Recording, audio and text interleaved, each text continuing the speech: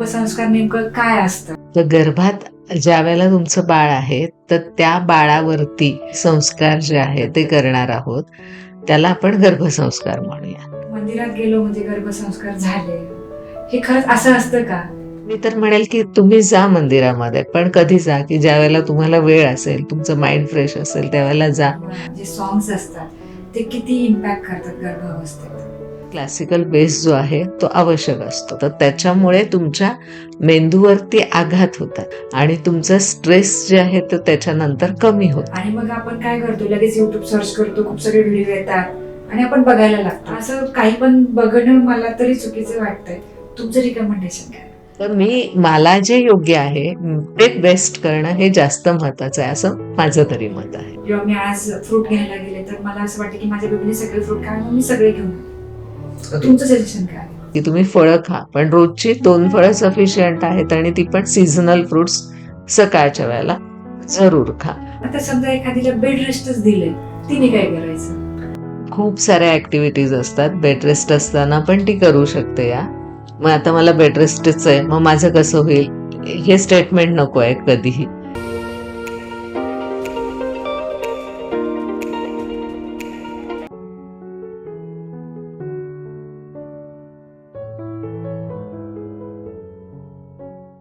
नमस्कार, मी सारिका भुतारे. सो ऐकूया नवीन काही. जसं द सारिका शो मध्ये मी नवीनच नेहमी काही ना काही घेऊन येत असते. आज मी एका स्पेशल व्यक्तीला घेऊन आलेले आहे, कारण की गर्भसंस्कार ही जी गोष्ट आहे तर ती पुरातन काळापासूनच आहे, पण आत्ताच्या लाईफस्टाईलमध्ये त्या गोष्टीची खरंच काय गरज आहे, कुठपर्यंत आहे, अशा खूप सगळ्या गप्पा होणार आहेत. सो आज आपल्याकडे आलेल्या आहेत हर्षदा बावळ मॅडम.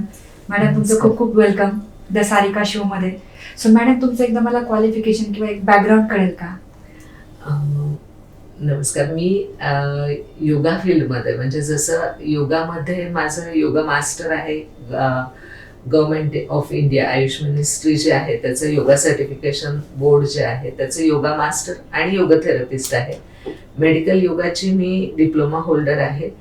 त्याचबरोबर मी गर्भसंस्कार जे आहे, गर्भसंस्कार योग याच्याशी रिलेटेड पण अभ्यासक्रम जे आहेत ते पूर्ण केलेले आहेत आणि अल्टरनेटिव्ह मेडिसिन जे आहे तर त्याचे पण काही अभ्यासक्रम जे आहेत ते मी पूर्ण केलेले आहेत. ग्रेट, खूप छान. सो मॅडम तुम्ही मला सांगा की हे गर्भसंस्कार नेमकं काय असतं, किंवा मग ह्याची खरंच काय गरज आहे? गर्भसंस्कार हे खरं तर आपलं पुरातन शास्त्र आहे. तर गर्भात ज्या वेळेला तुमचं बाळ आहे तर त्या बाळावरती आपण काही गोष्टी ज्या आहेत किंवा काही संस्कार जे आहेत तर ते करणार आहोत आणि ते संस्कार जे आहेत ते अवेअरनेसने करणार आहोत, जाणतेपणे करणार आहोत.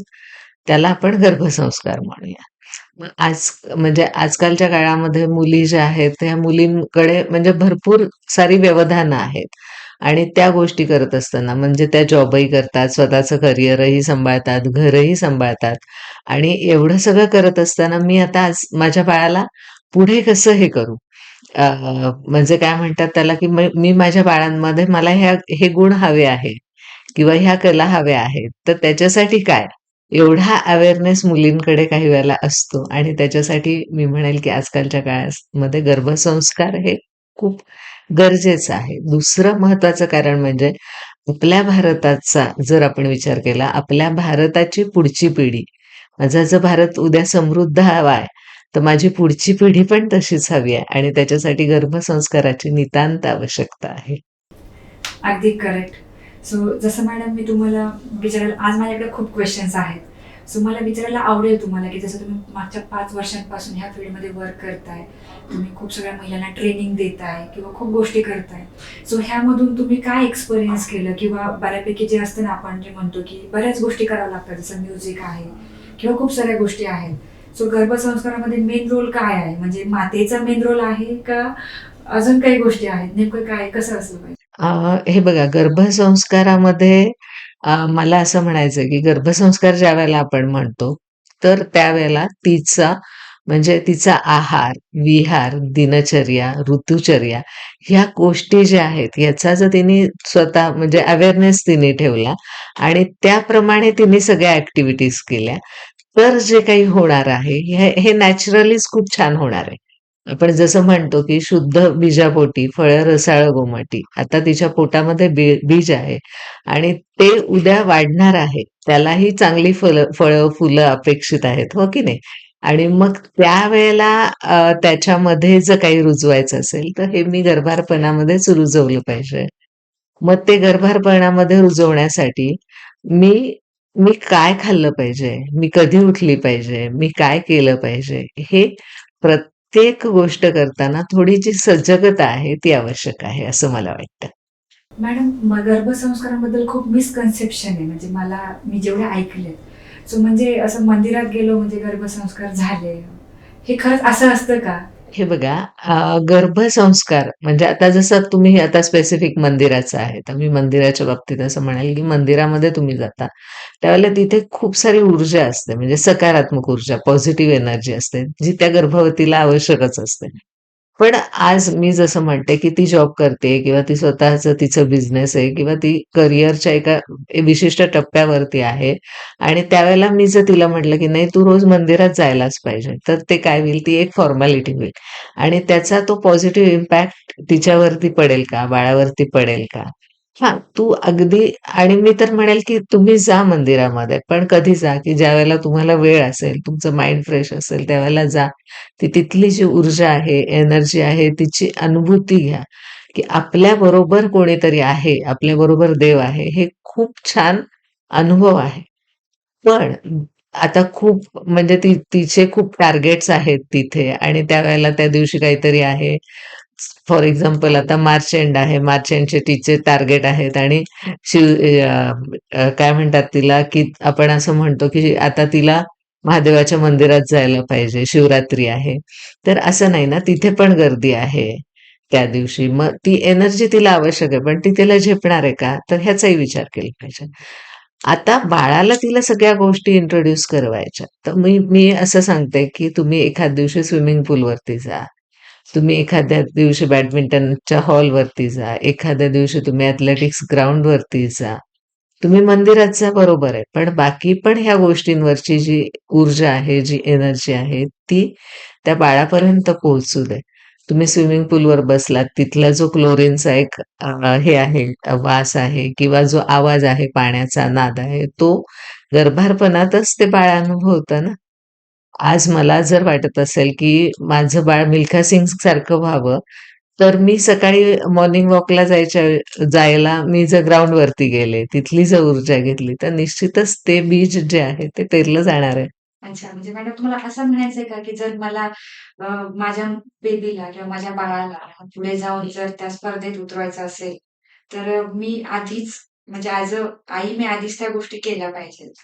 अ, हे बघा, आता स्पर्धा ही बाळासाठी जर म्हणाल ना, तर तो खूप मोठा शब्द आहे आणि मी तर म्हणते, की म्हणजे आज मला म्हणजे जर सुखी राहायचंय, समाधानी राहायचं आहे, तर स्पर्धा ही मी थोडीशी बाजूलाच ठेवली पाहिजे. पण डे टू डे लाईफमध्ये मला माझं बाळ वेगळं पाहिजे आहे, खंबीर पाहिजे आहे. तर त्याच्यासाठी म्हणून आज मी काय करू शकते, हे खूप महत्वाचं आहे. जसं आता मी म्हटलं, की काही ॲक्टिव्हिटीज आपण म्हणतो, तर त्या ॲक्टिव्हिटीज करणं जे आहे, तर त्या करताना ते सजगतेने करणं. आता जिजाबाई आहे, तर त्या काळाची ती गरज होती, होती की नाही? बरोबर. मग आपण म्हणतो, की त्यांनी घोडेस्वारी केली किंवा ह्या ज्या गोष्टी आहेत. तर ते त्या ते जे रुजलं, ते आपण बघितलं शिवाजी महाराजांमध्ये, बरोबर आहे ना? तर ती त्या काळातली गरज होती, त्याप्रमाणे त्यांनी केलं. आता मला काय हवं आहे, माझं बाळ मला कसं हवं आहे, हे खूप महत्वाचं आहे. अगदी करेक्ट. आणि मॅडम मला हे सांगा, की आता जे म्युझिक आहे किंवा जे सॉन्ग्स असतात, ते किती इम्पॅक्ट करतात गर्भावस्थेत? अ, ह्याच्यामध्ये कसं आहे माहिती आहे का, की म्युझिक थेरपी हा एक वेगळा विषय आहे. तो अभ्यासाचा विषय आहे. आपली रागदारी जर बघितली क्लासिकल मध्ये, तर त्याच्यामध्ये सुद्धा ठराविक वेळेला तो राग असतो. त्या वेळेचा तो राग असतो. म्हणजे मैफिलीची सुरुवात जी आहे, ती रागाने एका होते. शेवट जो आहे तो एका रागाने होतो. तर त्या प्रहराचा तो राग आहे आणि त्या रागाचे ते वैशिष्ट्य पण आहेत. मग आता ह्याच्यामध्ये जसं आपण म्हणतो की ॲज अ थेरपी तुम्हाला वापरायचं असेल, तर त्याला कुठेतरी क्लासिकल बेस जो आहे तो आवश्यक असतो. मग आता आपण जसं आपण म्हणतो की रामरक्षा स्तोत्र आपण म्हटलं, तर रामरक्षा स्तोत्र सुद्धा आपण कशात त्याच्यात ओळ आहे, अनुष्टुप छंदः. म्हणजे ते मंत्र म्हणताना ते व्हायब्रेशन्स तिथे येतात. त्या लयीत, त्या छंदात ते म्हटलं जातं. त्याच्यामुळे तुमच्या मेंदूवरती आघात होतात आणि अगदी गाबा केमिकल्स त्याच्यानंतर ते स्त्रवतात आणि तुमचं स्ट्रेस जे आहे ते त्याच्यानंतर कमी होतं आणि हे सायंटिफिकली सगळं प्रूव्हन आहे. मग हे सगळं माझं म्हणजे जे माझं शास्त्र आहे, ते एवढं प्रगत असताना, तो वारसा एवढा समृद्ध असताना, मग मी आता वेस्टर्न म्युझिकची मला गरजच नाहीये. बरोबर की नाही? मॅडम मला हे सांगा, की आता जसं की खूप सगळं म्हटलं जातं घरातल्यांनी, मोठ्याने, बाबा आता तू नाही का गर्भधारणा केलीस तर तू व्यायाम कर, नॉर्मल हवी डिलिव्हरी.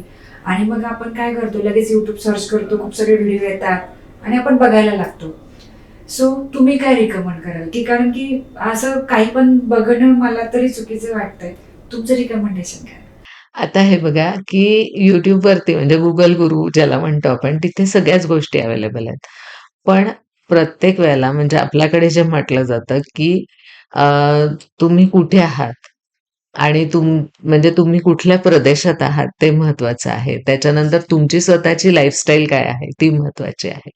म्हणजे माझं जर बैठं काम असेल आणि त्या कंडिशनमध्ये मी कुठले व्यायाम प्रकार केले पाहिजेत. आता समजा फॉर एक्झाम्पल एखादी आर्किटेक्ट असेल किंवा एखादी सिव्हिल इंजिनिअर असेल, की जिला साइट व्हिजिट्स आहेत, जी खूप चालतीये, जी 3-3 तास उभी राहतीये आणि तिने जर YouTubeवरती बघितलं एखादा व्यायाम प्रकार, जो एक ज्याला आपण म्हणतो, की एक ऑफिसमध्ये बसणाऱ्या व्यक्तीसाठीचा आहे. तर ते करून तिचं एक्सर्शन होणार आहे ना. तर त्यामुळे हे खूप महत्वाचं आहे, की YouTubeवरती आहे, अवेअरनेस येतो तुम्हाला. पण ते मला लागू पडतं का? हे खूप महत्वाचं आहे. म्हणजे एखादी व्यक्ती फॉर एक्झाम्पल एखादी फिल्म इंडस्ट्रीमधली व्यक्ती आहे आणि ती एखादा हे टाकते, की मी माझ्या प्रेग्नन्सीच्या काळामध्ये हे करते. तर आपल्याला हे लक्षात घेतलं पाहिजे, की तिचं कॉस्ट्यूम डिझायनर एक आहे. तिचं त्यावेळेला तिचं डायट बनवणारं एक आहे. ते प्रेझेंट करणारं दुसरं आहे. ते सगळं रेकॉर्डिंग करणारं तिसरं आहे. कारण तिला ते प्रॉडक्ट तुमच्यापर्यंत सेल करायचंय. ओके. आता तुम्ही लक्षात घ्यायचंय, की ह्या 4 गोष्टी तुम्हालाच करायच्यात.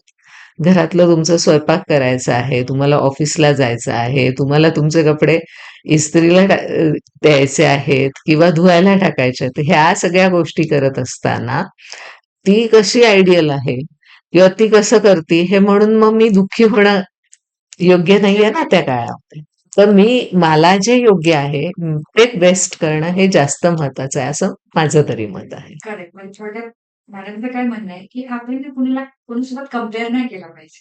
एक्झॅक्टली. आता जसं आपण म्हणतो ना, की मी Facebookवरती काही बघते किंवा मी Instagramवरती काही बघते. फॉर एक्झाम्पल, की कोणीतरी आता ह्याच्यावरूनच YouTubeवरूनच, की कोणीतरी प्रिनेटल शूट केलेलं आहे खूप असं आणि ते शूट बघून मग मला असं होतं, "अरे काय रे, माझं बजेटच नाहीये किंवा मला होतच नाहीये, मग मला आत्ता काय महत्वाचं आहे? माझी आत्ता भावना काय पाहिजे? मला आता आनंद पाहिजे प्रत्येक गोष्टीमध्ये. शेवटी एंड रिझल्ट काय आहे? ते शूट आहे का? इव्हेंट आहे का? तर नाही, तो संस्कार आहे हे लक्षात घ्यायचंय आपण. आणि त्याच्यामुळे दुसरं काय दाखवतंय याच्यापेक्षा माझी गरज काय आहे? हे लक्षात घेणं खूप गरजेचं आहे. ठीक आहे. कारण की मी बऱ्याच वेळा बघितलंय, सोशल मीडिया खूप जास्त गुणमध्ये आहे. अमुक ह्यानी हे केलं, असा शूट केला, तसा शूट केला, मलाही तेच पाहिजे. असा हट्ट करणाऱ्या खूप महिला आहेत. तर मॅडम मला सांगा, की आता हा जो आहे, हा हट्ट सोडून जे मेन आहे डाएट, हं. खाणं-पिणं असेल, याच्यामध्ये काय फॉलो केलं पाहिजे महिलांनी? आता ह्याच्यामध्ये सुद्धा बरं झालं हा प्रश्न तुम्ही विचारलात. कारण ह्याच्यामध्ये सुद्धा काही गोष्टी अशा असतात ना, की आजकाल येतं हां, हे स्मूदी घ्या किंवा हे शेक घ्या वगैरे असं सगळं. आता तुम्ही सांगा मला, की जे आता आपण खायला पाहिजे. आपण समजा महाराष्ट्रामध्ये आहोत आणि महाराष्ट्रातला आहार काय आहे? तर आपली ज्वारीची भाकरी आहे, भाजी आहे किंवा भात आहे, आमटी आहे, हे सोडून मी ते पनीर, त्याच्यावरती चीज, ते तळलेलं असं सगळं क्रेव्हिंगवालं खातीये, जे खूप जड आहे. पचायला खूप हेवी आहे ते. ते मला आत्ता अभिप्रेतच नाहीये खाणं. पण काय होतंय मग ह्याचा सगळ्याचा परिणाम कुठेतरी माझ्या शरीराचं तिथे पोषण होत नाहीये. लक्षात घ्यायला पाहिजे आपण, की मला क्रेव्हिंगची गरज आहे का आत्ता? मी काय खायला पाहिजे? तर माझ्या बाळाच्या मेंदूची वाढ आत्ता होतीये ना, मग मला ओमेगा 3 ची गरज आहे. मग मी आत्ता काय खायला पाहिजे? तर मी आता अक्रोड खायला पाहिजे. मी आता बदाम खायला पाहिजे. मला कॉन्स्टिपेशन होतंय ना, तर मी एक 10-12 काळे मनुके रात्री भिजवून सकाळी ते खाईल, की जेणेकरून माझं कॉन्स्टिपेशन जे आहे ते कमी होईल. माझं हिमोग्लोबिन वाढायला पाहिजे ना, तर मी एखाद दुसरं खजूर खाईल. हे नाहीच आहे कुठेतरी. काहीतरी आपण बघतो आणि मग ते बघून ते खाण्याचा प्रयत्न करतो. अरे, हे तुझ्याकडे एक लक्षात घ्या, निसर्गाने जे निर्माण केलेलं आहे, ते बॅलन्स साधण्यासाठी निर्माण केलेलं आहे. आत्ता उन्हाळा आहे. उन्हाळ्यामध्ये माझ्या इकडे भरपूर कलिंगडं येतात, खरबूज येतं, टरबूज येतं. का? तर माझ्या शरीरातील रसधातू जो कमी होतो उष्म्याने, तो बॅलन्स राहण्यासाठी ते येतं. आणि मग मी काय करते आता काहीतरी, ॲवोकाडो नाहीये का? किवी नाहीये का? त्याची गरजच नाहीये आत्ता. चेरीज मागवून घ्या. प्लम ऑनलाईन मिळतं का बघा. त्याची आवश्यकता नाहीये. कारण तू आत्ता ज्या स्थितीमध्ये आहेस, ज्या शहरामध्ये आहेस, तिथे तुझ्या शरीरामधली जी ऊर्जा आहे, ती बॅलन्स करण्यासाठी जे आहे, ते निसर्गाने निर्माण केलेलं आहे आणि तेच तू खाल्लं, पिलं, तर त्याच्याने तुझ्या शरीरातली पोषण मूल्ये जी आहेत, ती तुला भरपूर मिळणार आहेत, जी आवश्यक आहेत. हे लक्षात घ्यायला पाहिजे आहे. म्हणजे मी जर पाव खाईल, तर तो पाव मी डायजेस्ट कसा करणार? आता साधं उदाहरण आहे. उन्हाळा म्हटल्यानंतर आता आपण ऊसाचा रस आहे. तुम्ही मला सांगा, की ऊस तुम्ही किती खाता? खायला तुम्हाला ऊस दिला, तर आपण साधारणतः एक काय म्हणू शकतो, एक 10 इंच वगैरे जेवढा एक पेर ते ऊसाचं असतं तेवढं खाऊ शकतो. बरोबर आहे की नाही? पण जेव्हा मी रस पिते, त्यावेळेला मी किती पिते? तर मी एक अख्ख्या ऊसाचा रस तयार होतो. तेवढा चावून सोलून मी खाऊ शकते का? नाही खाऊ शकत. एका ऊसाच्या त्या मोठ्या ह्याच्यामध्ये साधारणतः 7 चमचे साखर असते. एवढी साखर तुम्ही कन्झ्युम करता प्रेग्नन्सीच्या काळामध्ये, की नाही, नाही आता उसाचा रस मिळतो म्हणून मग मी तो घेते. पण ती साखर तू कन्झ्युम करते, ती युटिलाइज होते का तुझ्या शरीरामध्ये? जर ती नसेल होत आणि तुला जर 7व्या महिन्यामध्ये जेस्टेशनल डायबिटीस झाला, तर तू म्हणते, "कसा काय झाला?" बरोबर आहे की नाही? तर हा जो आहे, हा डाएट हा खूप मोठा फॅक्टर आहे. तो म्हणजे तुम्ही काय खाता, कधी खाता, कसं खाता आणि किती खाता, हे लक्षात घेऊनच खायचं आहे. अगदी करेक्ट. सो मॅडम ह्याबद्दलच मला अजून एक डाऊट हा आहे, की मला अशा काही फ्रेंड्स आहेत माझ्या सर्कलमध्ये, की ज्यांना असं वाटतं, की माझ्या बाळाने सगळं खावं म्हणून मी सगळे फ्रूट एक्सपेरिमेंट करते. मग ते एक्सपेरिमेंट करताना सगळ्या टाईपचे फ्रुट्स मागितले जातात. आणि मग ओके. ते करेक्ट आहे का? म्हणजे मग आता मी कधीही नाही ड्रायफ्रूट खाल्ले. समजा अशी सिच्युएशन, मी सगळी व्हरायटी घेऊन आले. प्रत्येक लेडीज करते या गोष्टी. जेव्हा मी आज फ्रूट घ्यायला गेले, तर मला असं वाटतं, की माझ्या बेबीने सगळे फ्रूट खावे, मग मी सगळे घेऊन आले. तुमचं सजेशन काय? नाही, ह्याच्यामध्ये मी तुम्हाला हेच सांगेल, की आता जसं मी मगाशी म्हणाले, की काय खावं, कधी खावं, किती खावं आणि कसं खावं. म्हणजे मला जर बदाम खायचेत, तर ते मी भिजवूनच खाल्ले पाहिजे. मी ते एक म्हणजे काय म्हणू शकतो, की 5-6 बदाम भिजवून त्याची सालं काढूनच खाल्ले पाहिजेत. अक्रोड मी भिजवून खाल्लं पाहिजे. खजूर मला खायचंय, तर मी तुपाबरोबर खाईल. तो उष्ण पडायला नको आहे. तर ह्या गोष्टी आहेत, ह्या महत्त्वाच्या आहेत. त्याच्यानंतर फळं खाताना सुद्धा, की जर मी फळ खाणार असेल, तर ते फळ खाताना जसं आता आपल्याकडे पूर्वापार सांगतात, की पपई खायची नाहीये, फणस खायचं नाहीये. कारण ते प्रकृतीने उष्ण आहे. उष्णाने अबॉर्शनचे चान्सेस जास्त असतात. म्हणून ते तुम्ही खाऊ नका. पण त्या व्यतिरिक्त जे फळ खाईल, डाळिंबासारखं फळ आहे खा. रोज तुम्ही 2 फळं जरूर खा. पण ती फळं खाताना ती प्रमाणात खा. फळं खाताना शक्यतो सकाळच्या वेळेला म्हणजे 12च्या आतमध्ये जर खाल्ली तर ती जड आहेत किंवा ज्याला आपण म्हणतो की व्हिटॅमिन सी वगैरे, म्हणजे ऍसिडिक काही वेळेला फळांचं नेचर असतं. तर त्यामुळे ती फळं खाताना तुम्ही सकाळी खा, की जेणेकरून त्याच्यातनं जी एनर्जी तुम्हाला मिळेल ती तुम्हाला दिवसभर पुरेल. पण त्याच्यामध्ये लक्षात घ्या, की तुम्हाला फळ खायचंय. ते फळ तुम्हाला चावून खायचंय, ना की ज्यूसच्या फॉर्ममध्ये. कारण इथे महत्वाचं काय आहे, की ज्यावेळेला तुम्ही चावून खाता, त्यावेळेला ते ॲसिमिलेशन होणं सुद्धा तुमच्या बॉडीची गरज आहे. जेव्हा तुम्ही ज्यूस खाता, तेव्हा फक्त ते ॲब्सॉर्प्शन होतं त्या ज्यूसमध्ये जे काही आहे ते. इकडे तसं नाही होत. फायबर जो आहे तो चोथा, त्या चोथ्याने तुमचं मलनिस्सारण होणं हे गरजेचं आहे प्रेग्नन्सीच्या काळामध्ये. त्याच्यामुळे मी हे सांगतेच, की तुम्ही फळं खा. पण रोजची 2 फळं सफिशियंट आहेत आणि ती पण सीझनल फ्रुट्स सकाळच्या वेळेला जरूर खा. पण असं खूप सगळं असं एकदम असं नाही होत कुठलीच गोष्ट. आणि ते जे आहे ना, तर ते आईने खूप कंट्रोल करायला शिकायला पाहिजे, की मला सगळंच हवंय, मला आत्ताच हवंय, मला असंच हवंय, असं काही नसतं. हे जर च आपण लावायला गेलो प्रेग्नन्सीच्या काळात, मग आपण म्हणतो, "तो ना खूप हट्टीच आहे. माझं बाळ ना खूप हट्टी आहे." का हट्टी आहे? कारण आपण हट्ट केलेला असतात. हं. तर त्यामुळे हे लक्षात घ्यायचं आहे. सो मॅम, आता गर्भसंस्काराच्या बाबतीमध्ये खूप सगळे ॲप सबस्क्रिप्शन वगैरे भेटतात. मग हे ट्रेनिंग का इम्पॉर्टंट आहे किंवा ह्याच्यामध्ये एक मेंटर का गरजेचं आहे? ॲप अवेलेबल आहेत, बरोबर आहे. ॲपने अवेअरनेस येतो, ही पण गोष्ट खरी आहे, की चला सगळ्यांपर्यंत आपण पोहोचतो वगैरे, ही गोष्ट चांगलीच आहे. पण म्हणजे गर्भसंस्कार किंवा ज्यावेळेला मी प्रेग्नंट आहे, तर त्यावेळेला प्रत्येकीची प्रेग्नन्सी ही आयडियल असते.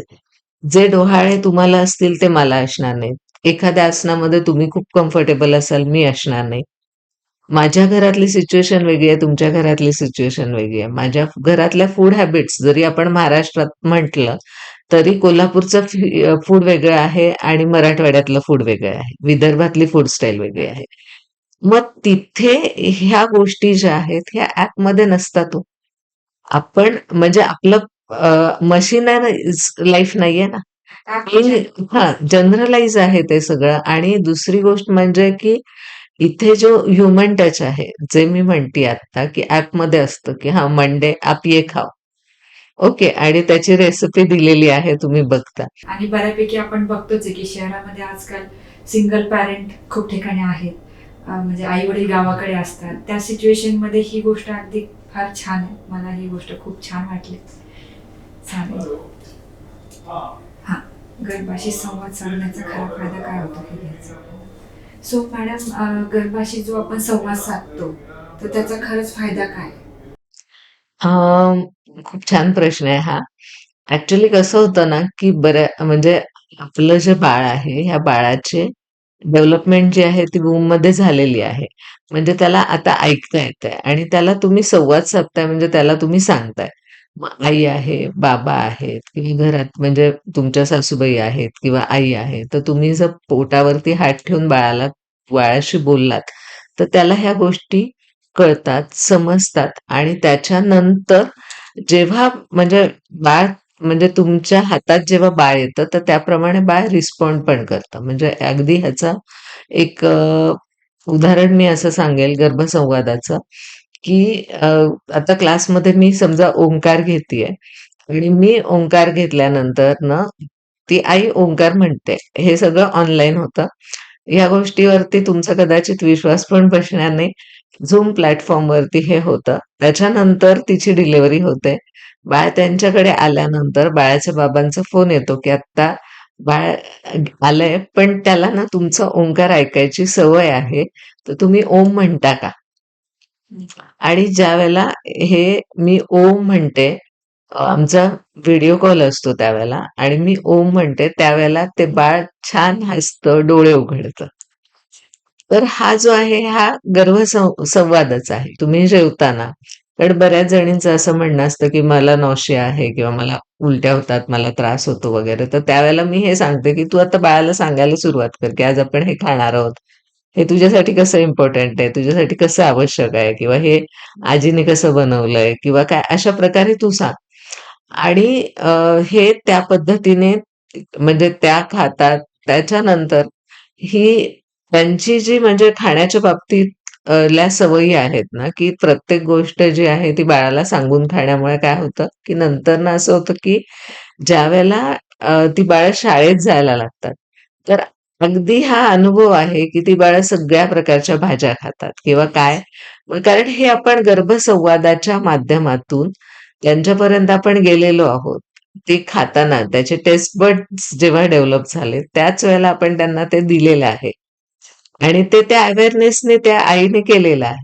तर त्याच्यामुळे असं होत नाही, की ती बाळं म्हणजे बऱ्याच वेळा असं असतं ना, की हा ना काही खातच नाही. आमच्या बाळांच्या बाबतीत तसं होत नाही. किंवा झोपेच्या बाबतीतही खूप गोष्टी अशा आहेत, की ज्या गर्भसंवादामुळे म्हणजे अगदी असं होतं, की तो गर्भसंवाद रेग्युलर साधल्यामुळे इव्हन डिलिव्हरीच्या वेळेला सुद्धा नॉर्मल डिलिव्हरी होण्यासाठी खूप फायदा होतो याचा. अगदी करेक्ट. सो मॅडम, जसं आता तुम्ही संवादाबद्दल बोललात, सो मला तुम्हाला हे विचारायला आवडेल की आजकालचं जे एक म्हणजे माइंडसेट बनलाय की बाबा आता बाळ झालं तर आता रात्रभर रात्रपाळीच आली आपली आणि हे घरोघरी आपण बघतो, तर मग ह्याच्यावरती काय रामबाण उपाय आहे, हे कसं अवॉइड करता येईल? रात्रपाळीच येते कारण ती त्या आईची लाईफस्टाईल असते आधीची. गर्भारपणामध्ये मला झोपच येत नाही असं आई सारखी म्हणते आणि ती तेच ऐकवते बाळाला. मला झोपच येत नाही. मग त्यांनी तेच ऐकलेलं आहे ना. मग ज्यावेळेला बाळ म्हणजे आता आपण काय म्हणतो, की नाही बाळ झोपतच नाही. पण तू काय करत होतीस त्यावेळेला? हे महत्वाचं आहे. सो आता मला याच्यामध्ये हे विचारायचं आहे की जो फॅमिलीचा सपोर्ट आहे, हं, हं. तो खरंच काय लेव्हलपर्यंत इम्पॉर्टंट आहे किंवा मग त्याच्यामध्ये तू जसं आपलं ते झालं, तर मग त्या सपोर्टमध्ये असे काय चॅलेंजेस आहेत की जे आता फेस करत? आता फॅमिलीचा सपोर्ट जो आहे, तर फॅमिलीच्या सपोर्टमध्ये 2-3 गोष्टी महत्त्वाच्या आहेत. एक तर पहिली गोष्ट म्हणजे फॅमिली जी आहे प्रेग्नन्सीच्या काळामध्ये, तर प्रेग्नन्सीच्या काळामध्ये त्या फॅमिलीचा सपोर्ट हा खूप आवश्यक असतो, महत्त्वाचा असतो. पण त्याच्यामध्ये कसं आहे माहिती का, की परत जसं मी मगाशी म्हटलं, की प्रेग्नन्सी आहे म्हटल्यानंतर हे केलंच पाहिजे, हे झालंच पाहिजे, आपल्याकडची ही पद्धत आहे, आपल्या घराण्यात असंच असतं, असं नको. मग त्याचं बर्डन आलं ना, की तिला इरिटेशन येतं आणि मग ती त्या गोष्टी करायला घेत नाही. ही पहिली गोष्ट प्रेग्नन्सीच्या काळामध्ये. तर काही वेळेला कसं असतं, की तिला बेड रेस्टच आहे. तर त्यावेळेला तो जो आहे हा सपोर्ट हा गरजेचाच असतो तिला फॅमिलीचा. आता त्याच्यानंतर जेव्हा डिलिव्हरी होते त्यावेळेलाही पहिले 3 महिने खूप क्रुशियल असतात. त्याही वेळेला बाळ लहान असताना सपोर्ट हा आवश्यक असतो आणि तोच खरं म्हणजे आपला जे आपण म्हणतो ना, की आपल्या म्हणजे फॅमिली जे आहे, कुटुंब व्यवस्था जो म्हणतो, तर त्याचा जो भक्कम आधार आहे, तोच तिथे आहे, की आज जेव्हा मुलीची डिलिव्हरी होते, त्यावेळेला ते सगळं कुटुंब जे आहे, सासर-माहेर ते एकत्र येतात किंवा काय हे जे बॉन्डिंग आहे, हे इथपासून सुरू होतं. पण त्याच्यामध्ये कसं होतं माहिती का, की आजकाल असं होतं ना, की आपण जर बघायला गेलो ना, तर मग एकच मूल असतं आणि जिथे फॅमिली आहेत तिथे जे आता सुखवस्तू कुटुंब आहेत, जसं मेट्रो सिटीजमध्ये बघतो आपण, की मग आई-बाबा आहेत, ती आई आहे तिला ऑलरेडी अवेअरनेस आहे, काय करायचंय, कसं करायचंय, तिचं ठरलेलं आहे. तिच्या बाबाचंही ठरलेलं आहे, त्यालाही वाटतं आपलं मूल ह्या पद्धतीने वाढवावं. आजी-आजोबा येतात. बरं आजकाल दोघंही आजी-आजोबा येतात. पुन्हा घरात त्या बाळाला सांभाळायला एक मावशी असते. मग एक लक्षात घ्या, की नर्चरिंग इज इम्पोर्टंट. पण ते नॅचरली होणं गरजेचं आहे. म्हणजे जसं की मूल रांगतं आहे, रांगणारं मूल उद्या कशाचा तरी आधार घेऊन उभं राहणार आहे, कशाचा तरी आधार घेऊन चालणार आहे आणि मग ते इंडिपेंडंटली चालणार आहे. हे सगळं नैसर्गिक आहे. पण मग ते पडेलच म्हणून आपण त्याला चालूच द्यायचं नाही का? किंवा प्रत्येक वेळेला त्याला आधारच द्यायचा का? किंवा त्याला कडेवरच घ्यायचं का? तर नाही. हे तुम्ही तुम्ही काय म्हणू शकतो आपण, की तुम्ही त्याला सपोर्ट जरूर करा. पण त्याच्या डेव्हलपमेंटमध्ये बाधा येईल अशा गोष्टी करू नका. म्हणजे ओव्हर प्रोटेक्शन जे आहे ना, तर ते तिथे नको आहे. अगदी खरं. आता काही काही ठिकाणी मी हे हे पण ऑब्झर्व केलंय की अगदी म्हणजे नाही का, अच्छा तू हे खेळू नकोस, हं, हं. राडा पडेल, सामान पडेल, किंवा मग माती आहे समजा, मग त्या मातीकडे तू जाऊ नकोस, ह्या गोष्टी खूप घडतात. आता कसं आहे माहितीये का, की पुन्हा ह्याच्यामध्ये काय आहे ते मी तुम्हाला सांगते, की 2 गोष्टी आहेत. एक तर पहिली गोष्ट म्हणजे हे सगळं राहाडा होईल, तुटेल, फुटेल ह्या गोष्टींमध्ये आपल्याला प्रेझेंटेशन पाहिजे आहे. ओके, की ते तुटेल, फुटेल हे प्रेझेंटेशनमध्ये आपण आहोत आणि म्हणून आपल्याला त्या गोष्टी नको आहेत किंवा माती, पाणी ह्या जर गोष्टी झाल्या, तर कदाचित तो जो काही राहाडा होणार आहे, तो मलाच आवरायचा आहे. ते पण नको आहे. काळजी हा एक भाग आहे, पण त्याची दुसरी बाजू ही पण असू शकते. ओके.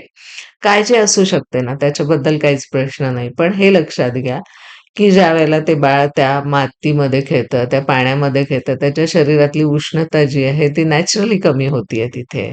ओके.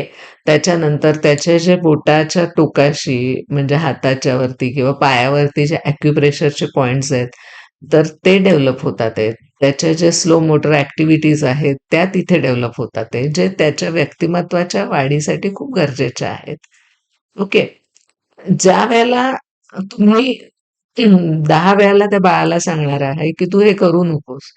त्यावेळेला मग त्याला काही वेळेला असं होतं, की त्याला तुम्हाला अट्रॅक्ट करून घ्यायचंय किंवा तुमचं लक्ष वेधायचंय. मग तो चुकीची गोष्ट करायला लागतो, की मी आता हे केल्यानंतर माझ्याकडे लक्ष देतील हे लोकं म्हणून मग मी ह्या गोष्टी करेन. तर तसं नाही. ज्या गोष्टी आवश्यक आहेत त्या वयाच्या टप्प्यावरती बाळाला अगदी करू द्याव्यात ना. करेक्ट. सो मॅडम, आजकाल आपण बघतो की सगळ्यांचे सी सेक्शन वगैरे होतात, हे आपण ऐकतो. सो मग गर्भसंस्काराने काय फरक पडतो? सी सेक्शन जे आहेत, तर त्याच्यामध्ये एक गोष्ट आहे, की तिची जर कंडिशन कशी आहे, समजा ट्विन्स आहेत किंवा अ, आणि काही मेडिकल कंडिशन्स अशा आहेत, की ज्याच्यामध्ये तिचं सी सेक्शन होणार आहे. तर ते गर्भसंस्कारनी टाळता येईल असं मी इथे कुठलंही स्टेटमेंट करणार नाही. पण ज्यावेळेला तिच्या सगळ्या नॉर्मल कंडिशन्स असतात, त्यावेळेला ती जे एक्सरसाइज करते, आपल्या क्लासमध्ये येऊन जे एक्सरसाइज करते, जे प्राणायाम करते, ह्या गोष्टींनी तिची नॉर्मल डिलिव्हरी होण्यासाठी खूप चांगला फायदा होतो. स्पेसिफिकली 8व्या-9व्या महिन्यामध्ये आपण अशा काही एक्सरसाइजेस करून घेतो, की जेणेकरून तिचं जे पेल्विक फ्लोरा रिजन आहे तिकडचा म्हणजे तिकडची ॲक्टिव्हिटी म्हणा किंवा ब्लड फ्लो वगैरे व्यवस्थित होऊन तिची नॉर्मल डिलिव्हरी होईल. यासाठी बऱ्याचशा ॲक्टिव्हिटीज ज्या आहेत त्या आपण घेतो आणि नॉर्मल डिलिव्हरीच्या केसेसचं प्रमाण जे आहे ते गर्भसंस्कारच्या केसेस केल्यानंतर खूप जास्त आहे. आता मला मॅडम हे विचारायचंय की बऱ्याच महिला ओव्हर थिंकिंग करतात किंवा फॅमिली सिच्युएशनमुळे भाग पडतात. तर मग त्याचे काय दुष्परिणाम होतात किंवा मग हे सगळं अव्हॉइड करण्यासाठी काय केलं पाहिजे एका महिलेने? ओव्हर थिंकिंगसाठी पहिलं तर सोशल मीडियापासून लांब राहिलं पाहिजे. पण मग मॅडम, आता ते मोबाईल हेच वर्ड झाला.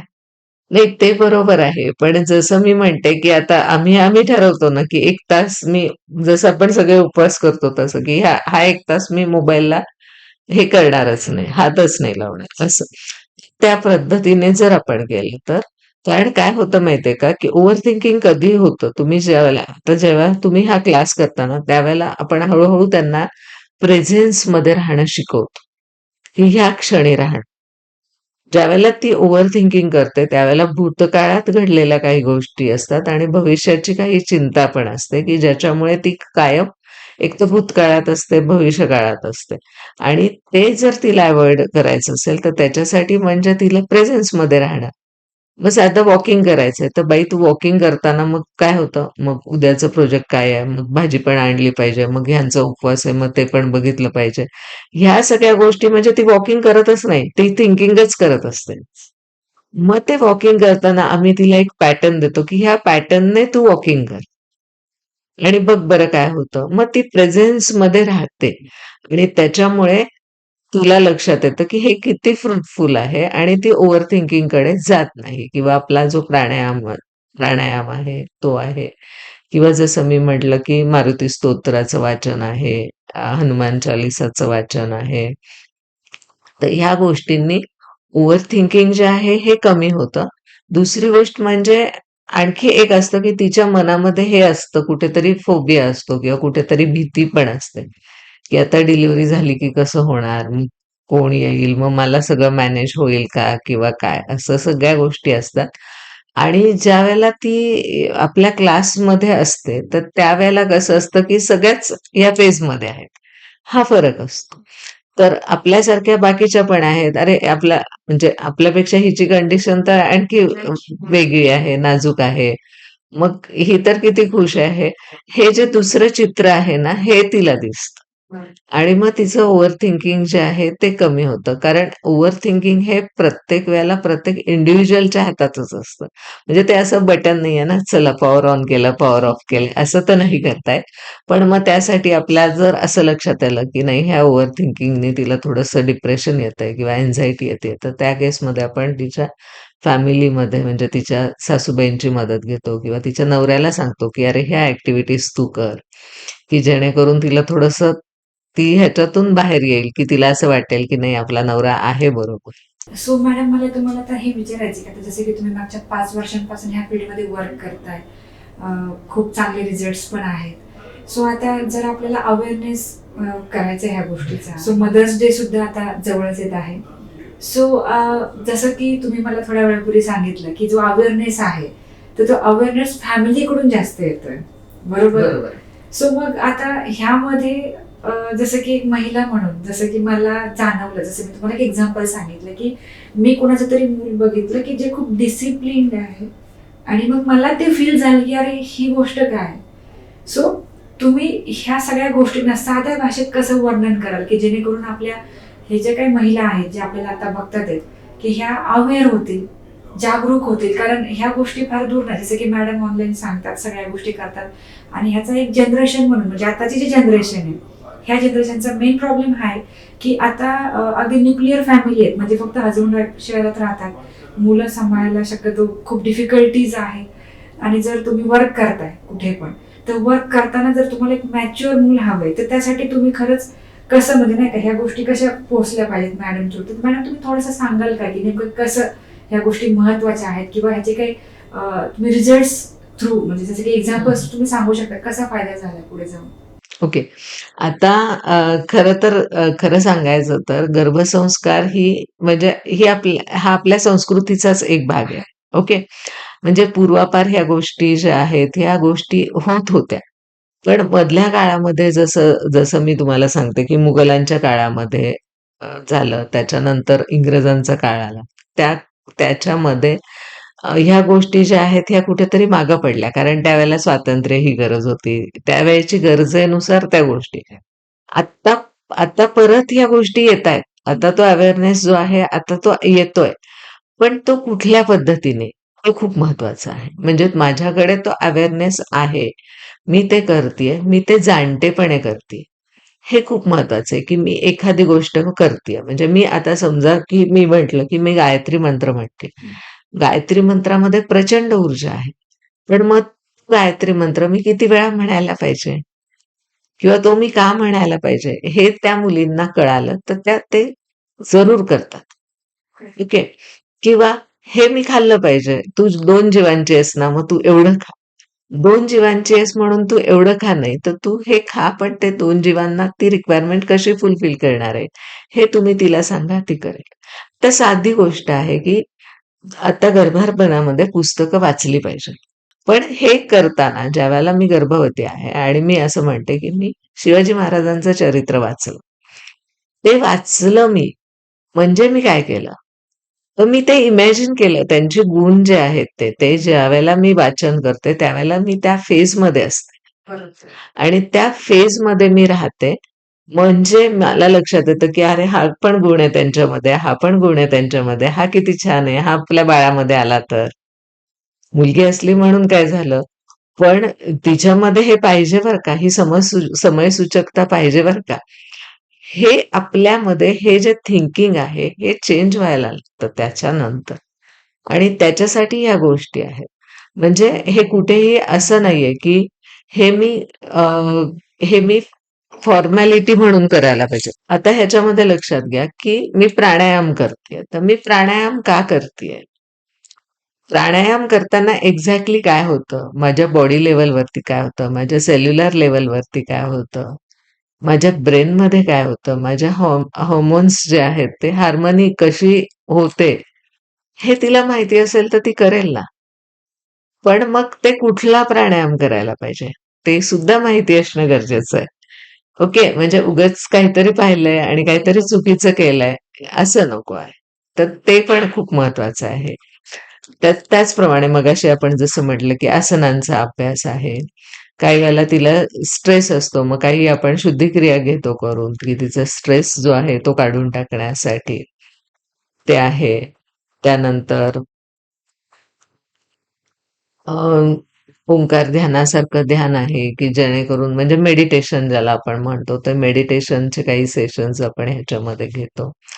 त्याचप्रमाणे म्हणजे आता स्पेसिफिकली आता त्या गर्भवतीने हे हे जे काही मी सांगितलं हे क्लासमध्ये किंवा तुम्ही प्रत्यक्ष जर तुम्हाला त्यातलं नॉलेज असेल, तर तुम्ही करू शकता. त्याच्या व्यतिरिक्त छोट्या-छोट्या गोष्टी ज्या आहेत त्या आनंदाने करणं, हे खूप महत्वाचं आहे. म्हणजे मी रांगोळी काढली तरी मी त्याच्यात जीव तोडून रांगोळी काढली पाहिजे. मी एखादी गोष्ट म्हणजे मी एखादी रेसिपी केली तरी खूप छान ती केली पाहिजे. मी आज एक आवरलं स्वतःला, की मी आज छान ड्रेस घातला, मी छान स्वतःचे केस विंचरले, एखादा गजरा घेऊन तो केसामध्ये माळला. तर त्याच्यामध्ये सुद्धा मला त्या क्षणी जो आनंद मिळतोय, तो आनंद तुम्ही त्या बाळापर्यंत पोहोचवताय आणि ते खूप महत्वाचं आहे. अगदी खरं. चालेल. सो मॅडम आता तुम्ही जसं सांगितलं ते अगदी करेक्ट आहे, की चला योगा, प्राणायाम भरपूर काही सांगितलं. आता समजा एखादीला बेड रेस्टच दिले, तिने काय करायचं? खूप छान प्रश्न आहे हा. अ, खूप साऱ्या ॲक्टिव्हिटीज असतात. बेड रेस्ट असताना पण ती करू शकते या. त्याच्यातलं पहिली गोष्ट म्हणजे की तिने सकारात्मक राहणं. ओके. मग आता मला बेड रेस्टच आहे, मग माझं कसं होईल? हे स्टेटमेंट नको आहे कधीही. दुसरी गोष्ट म्हणजे जसं आता आपण म्हटलं, की आत्ता बोलता-बोलता की ती वाचन करू शकते, ती म्युझिक ऐकू शकते. त्याच्यानंतर बेड रेस्ट आहे. पण ती बसल्या-बसल्या समजा तिने बसल्या-बसल्या मंडाले आर्ट केलं, तिने बसल्या-बसल्या मेहंदी काढली, तिने बसल्या-बसल्या रांगोळी काढली, पेंटिंग केलं. तर ह्या सगळ्या म्हणजे आपल्या ज्या कला आहेत, तर त्या कलांचं इंट्रोडक्शन ती बाळाला करून देईल ना. बरोबर आहे की नाही? त्याच्यानंतर बेड रेस्ट असतानाही ती म्हणजे चा जो अभ्यास आहे, तर तो जर केला, तर त्याच्यानंतर तिचा स्ट्रेस लेव्हल जे आहे ते कमी होणार आहे. डीप ब्रीथिंग केल्यानंतर तिला खूप फरक पडणार आहे. त्यानंतर मग प्राणायामामध्ये भ्रामरी प्राणायामासारखं आहे, की जेणेकरून तिचा स्ट्रेस लेव्हल जो आहे तो कमी होणार आहे. तर अशा अनेक गोष्टी असतात, की ज्या त्या करू शकतात. म्हणजे आता असं होतं, की ट्विन्स आहेत आणि बेड रेस्ट आहे, IVF आहे आणि बेड रेस्ट आहे. मग त्यावेळेला काय? त्यावेळेला जर तिचं हे असेल, की ज्याला आपण म्हणतो, की थोडंसं त्यातही डिसिप्लिन लाईफस्टाईल असेल तिची, तर निश्चितपणे बऱ्याचशा ॲक्टिव्हिटीज ती करू शकते. ग्रेट. मॅडम आता जसं आपण आता मगाशी स्ट्रेस बद्दल बोललो, तर मग स्ट्रेसमध्ये हे पण असतं का, की आता मला बाळ होणार, तर मग मी तर पूर्णच अडकले, कारण हा ग्राफ तर असा इन्क्रीजिंग आहे, राईट? तर मग ह्याच्याबद्दल तुम्ही काय सांगाल? हां, बऱ्याच वेळा हे असतं बरं का, कारण आता कसं होतं, की मुली ह्या म्हणजे करिअरिस्टिक आहेत, करिअरच्या एका टप्प्यावरती आहेत आणि तिथं त्यांना असं होतं, की आता म्हणजे आता मी 7व्या महिन्यामध्ये म्हणजे आता मी 9व्या महिन्यापर्यंत काम करणार होते. पण मला असं लक्षात येतंय, की मला आता 7व्या महिन्यापासून जाता येणार नाही. मग आता बाळ झालं, की मला 6 महिन्याची सुट्टी घ्यावी लागेल. आणि मग मला जे प्रमोशन पाहिजे होतं ते दुसऱ्याला मिळेल किंवा मला ह्या प्रोजेक्टवरती काम करायचं होतं, त्या प्रोजेक्टवरती मला काम नाही करता येणार. ह्याचं तिला कुठेतरी गिल्ट असतं किंवा तिची चिडचिडही त्याच्यामुळे होत असते. म्हणजे ह्या गोष्टी होतात. पण मग ह्या गोष्टी होत असताना जर आपण तिच्या लक्षात आणून दिलं, की हा प्रोजेक्ट जो करतीयेस अशा प्रकारचे 10 प्रोजेक्ट्स तू नंतर करू शकते.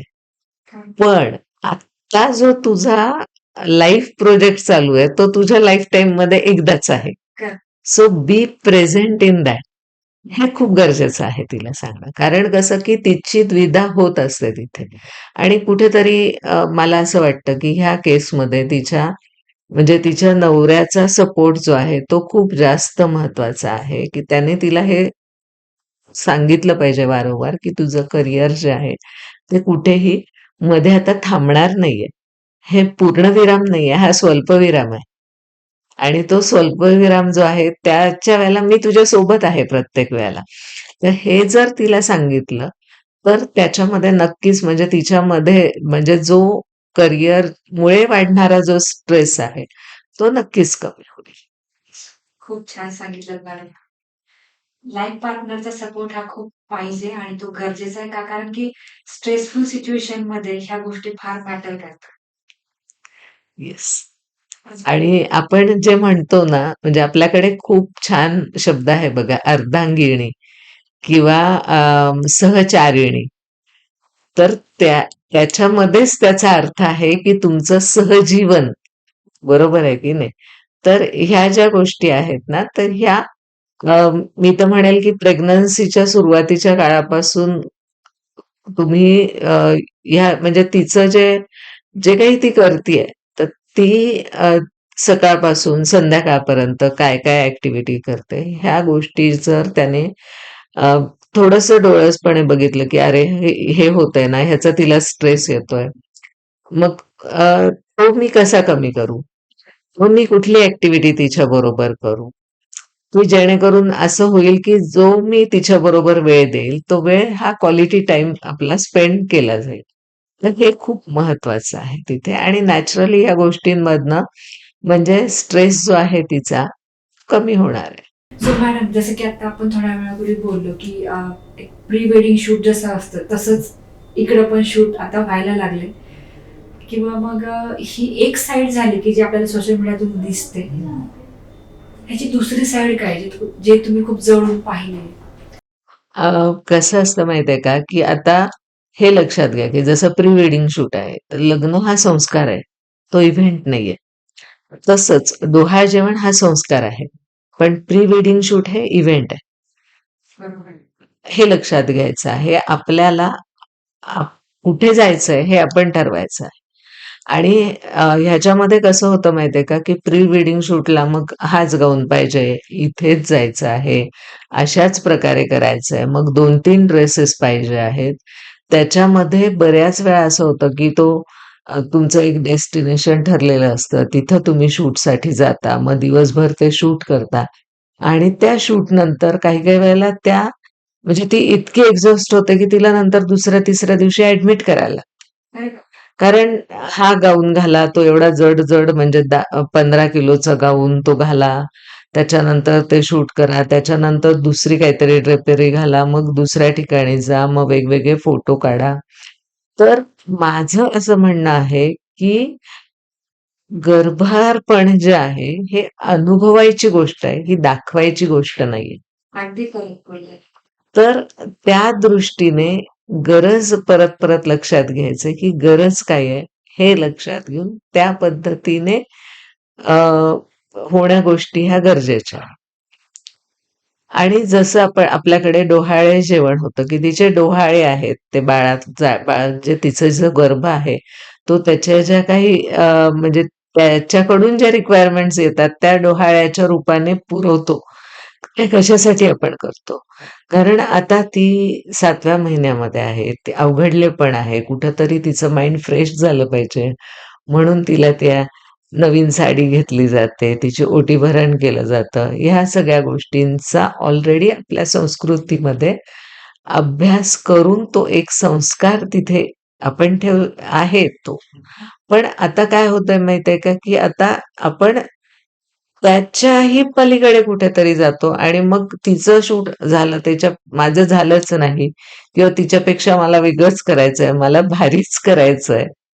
तर ह्या गोष्टींमध्ये आपण आपल्यासाठी आता काय महत्वाचं आहे? आपलं बाळ. हे कुठेतरी लांब जातं आणि आपण प्रेझेंटेशनच्या मागे जातो. तर ते तसं व्हायला नकोय असं मला तरी वाटतं. अगदी करेक्ट. सो त्याच्यातून थोडेफार वादविवाद पण होतात. नंतर बाकी पण प्रॉब्लेम्स होतात. हो, अगदी, अगदी, अगदी. कुठे जनरली अव्हॉइड केला पाहिजे. चालेल मॅडम, आज तुम्ही इथे आलात द सारिका शो पॉडकास्टमध्ये आणि आमच्या सबस्क्रायबरला खूप छान माहिती दिली. मला नक्की आशा आहे की हा पॉडकास्ट प्रत्येक महिलेपर्यंत जाईल. ज्या महिलेला आता इथून पुढं काही प्लॅनिंग किंवा त्यांच्या ज्या काही मैत्रिणी आहेत त्यांच्यापर्यंत हा पॉडकास्ट नक्की पोहोचेल आणि ह्या पॉडकास्टचा नक्की उपयोग होईल. सो मॅडम, इथे आल्याबद्दल खूप खूप आभार. खूप खूप धन्यवाद मॅडम. प्रत्येकीपर्यंत पोहोचण्यासाठी तुमचं माध्यम मला निश्चितपणे उपयोगी होणार आहे. खूप खूप धन्यवाद.